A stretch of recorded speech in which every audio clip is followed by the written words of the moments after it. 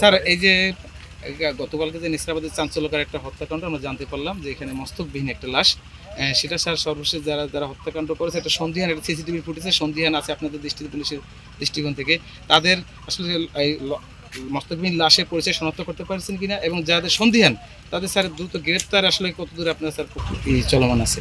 আপনারা জানেন যে গতকালকে এই মস্তবিহীন লাশটি এখানে পাওয়া যায়। পরবর্তীতে পুলিশ দ্রুততার সাথে এখানে আসে। থানার অফিসার ইনচার্জ, সার্কেল অফিসার প্রত্যেকে এসে, সিআইডি, পিবিআই এরা প্রত্যেকেই এসছেন। এসে প্রয়োজনীয় তদন্তের জন্য যে কাজগুলো করা দরকার সেগুলো সম্পূর্ণ করা হয়েছে। আপনাদের জ্ঞাতার্থে জানাচ্ছি যে কিছু সিসিটিভি ফুটেজ আমরা পেয়েছি, যেখানে ধারণা করা হচ্ছে যে এই ঘটনায় এদের কোনো সংশ্লেষ থাকতে পারে। যেহেতু মস্তকবিহীন, এখনও ভিক্টিমের পরিচয় নিশ্চিত হওয়া যায়নি, সেক্ষেত্রেও কিছু অগ্রগতি আছে।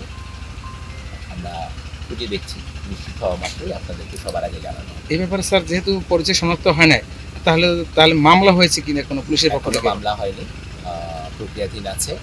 যেটা বললাম যে কিছুটা ধারণা করা যাচ্ছে লাশটি কার। যাদের ব্যাপারে ধারণা করা হচ্ছে তাদেরকে খবর দেওয়া হয়েছে, তারা এসে পরিচয় নিশ্চিত করলে মামলা সেটা কি দ্রুত হবে আসবে স্যার? সেটি দ্রুত হয়ে যাবে, আশা করি আজকে সেটা কি আমাদের উপজেলায় না উপজেলার বাইরে হতে পারে স্যার? হওয়ার পরে জানতে পারবেন, সবার আগে আপনারাই জানবেন।